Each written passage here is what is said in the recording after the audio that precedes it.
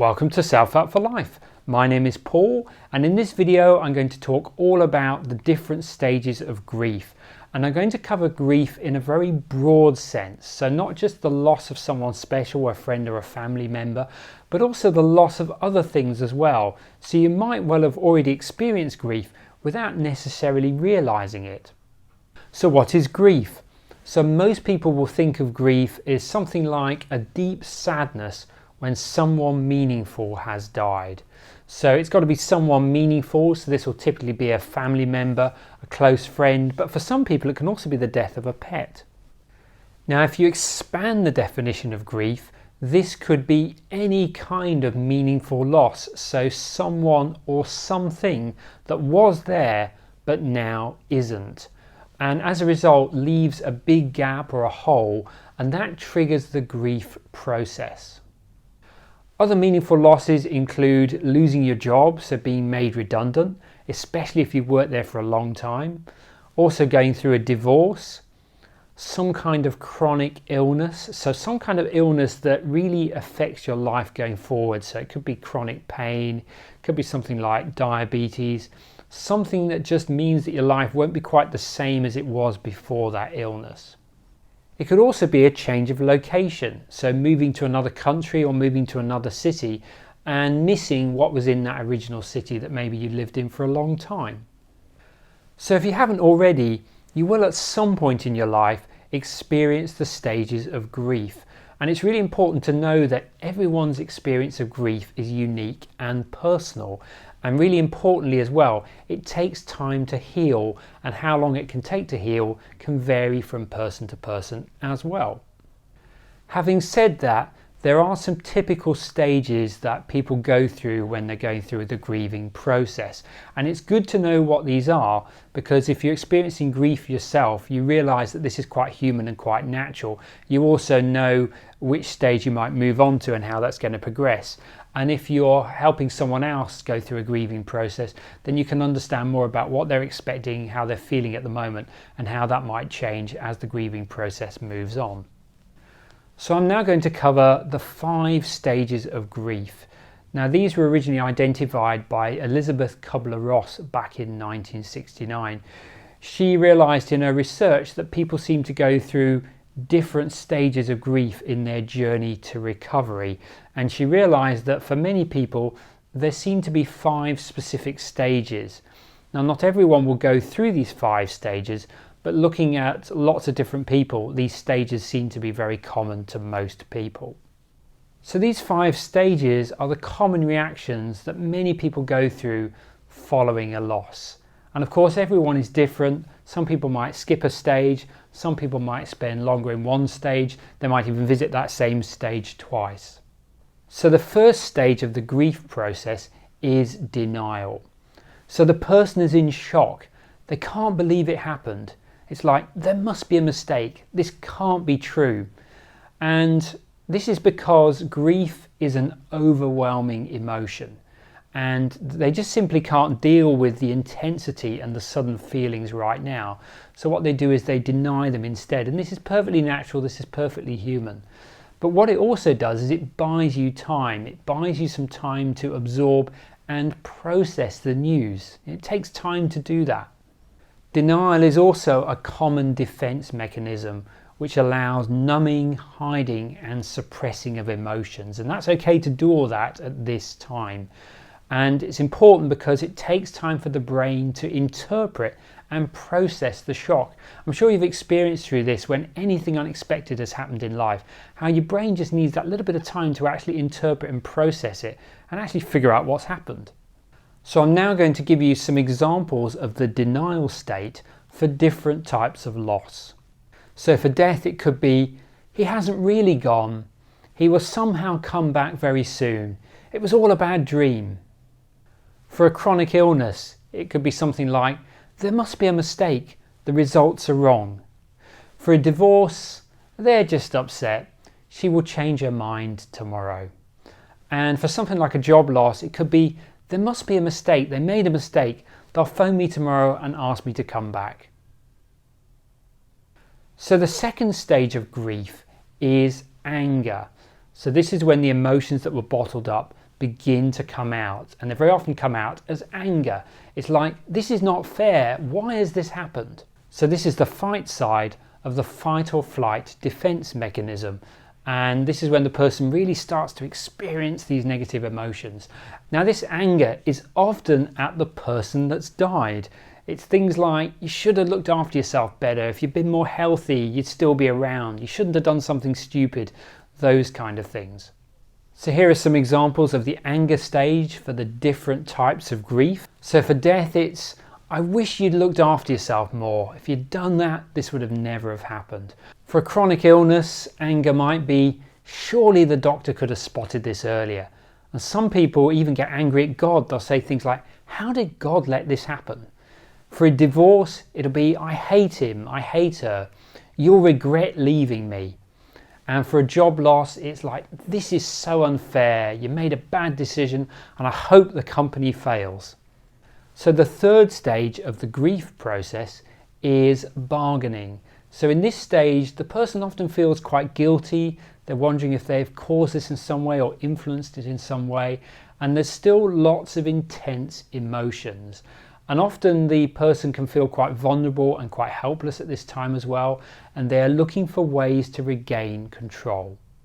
They can often feel guilty because they feel they're making other people's lives harder, especially friends and loved ones, as they're the ones that are often dealing with their emotional outbursts at this stage and any specific needs. At this stage, the person will have lots of if only and what if type questions. So examples could be, if only I'd done this, or could have done that.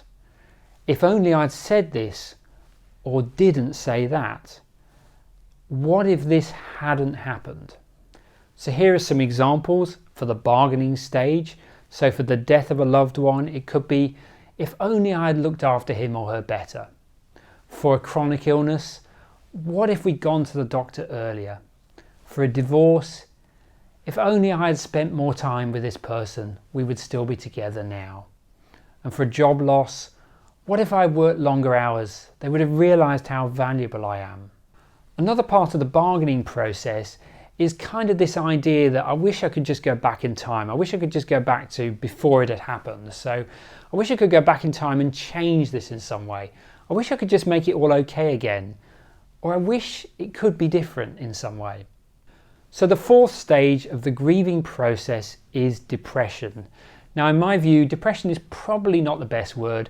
I think just feeling down or sad are probably better ways to describe this stage.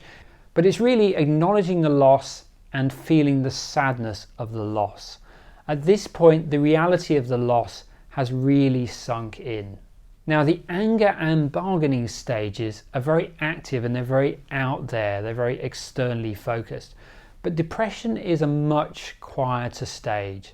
So rather than running away or expressing the emotions, you're beginning to start to feel and process them inside.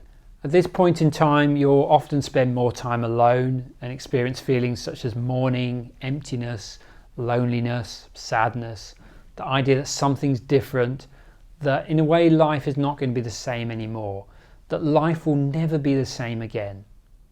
So here are some examples of the depression stage for the different types of grief. So for the death of a loved one, it could be, how am I going to manage without him, or how am I going to manage without her? For a chronic illness, it could be, my life will never be the same again. For a divorce, I'll never find anyone else that's like him or her. For a job loss, I don't know what I'm going to do now. Is it even possible for me to get another job? Often in this stage, the grieving person feels helpless. They feel that there's no way out. There's no positive, viable future, and there's no hope. Now, most people naturally move out of the depression or sadness stage, but sometimes people can get stuck in this stage, sometimes for years, and this is when this can really lead to depression. And at this point, often some kind of therapy can be useful.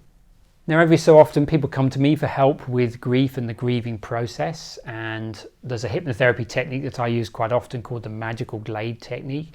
This is really, really effective, especially if the death was sudden and the person wasn't able to say goodbye properly. And it really just helps them express the emotions to the deceased person, almost get a dialogue going with that person, and it can really help move on from the depression stage of grief.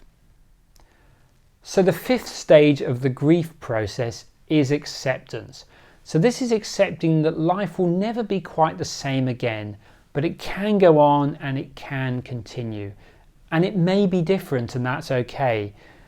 At this point, the person will have some sense of a positive, viable future, or at least an okay one. So that's a clue that they've moved on from that depression stage, where they can feel that there's some hope or some sense of a normal, okay future. Now, the acceptance stage doesn't mean that the person will be happy and start to feel really uplifted, and it also doesn't mean that they've completely moved past the grief or the loss. Now, acceptance can come on gradually, or it can be like a life-changing moment. So just a point where the person decides that now I'm going to think differently, I'm going to feel differently, and I'm going to begin to act differently. Or it could be simply accepting that you feel differently now compared to before the loss. Now, in the acceptance stage, it can seem like there are more good days than bad days, and that some days will still be difficult, and that's okay. But also the acceptance stage, the person begins to have a sense of hope. Now, you can't rush the process of getting to the acceptance stage, but you also want to be aware when yourself or other people get stuck in one of the earlier stages, because that can sometimes happen. And usually that's if there's something that they just can't seem to let go of, something that's keeping them stuck, something that's preventing them from moving on. And this is when some kind of professional help can be useful. So here are some examples of the acceptance stage for the different types of grief. So for someone that's died, it could be, I'm so grateful that I had many, many wonderful years with this person, and he or she will always be in my memories. For a chronic illness, this was a wake-up call for me. I now know what's really important in my life, and I'm going to live my life differently now.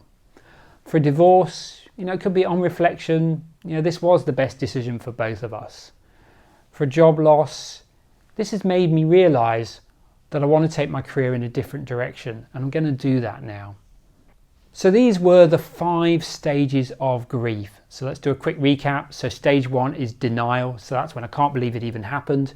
Stage 2 is anger. Wish that person had done something differently or something had happened differently. So feeling angry. Stage 3 is bargaining. So that's when you begin to feel guilty and you begin to look at different scenarios. If only this had happened, using those only if and what if questions. Then 4 is the depression or sadness stage. So that's really just processing it internally, spending time alone. And then step 5, which is acceptance. So it's that idea that life will never be quite the same again, but I can accept where things are and I can see a way out. I can see a positive or at least normal, viable future. So if you enjoyed this video, do give it a like, give it a thumbs up, and do leave a comment below. I'd love to hear what you think. Also, if you related particularly to one of those stages of grief, do let me know what that stage is in the comments. I'd love to hear that. Some people, as I say, do tend to experience more of one stage, and maybe you didn't experience one of those stages. Maybe you didn't experience anger, for instance. So let me know if that's the case as well. And do subscribe to the Self-Help for Life YouTube channel if you haven't already, and click the notification bell. That way you will always be notified whenever I release future videos. Do also go and check out my website if you haven't already. That's selfhelpforlife.com. In there you will find the written versions to many of these videos, also a link to my podcast and my social media channels as well. So I'd like to thank you for taking the time to watch this video, and I look forward to seeing you in the next video. Bye for now.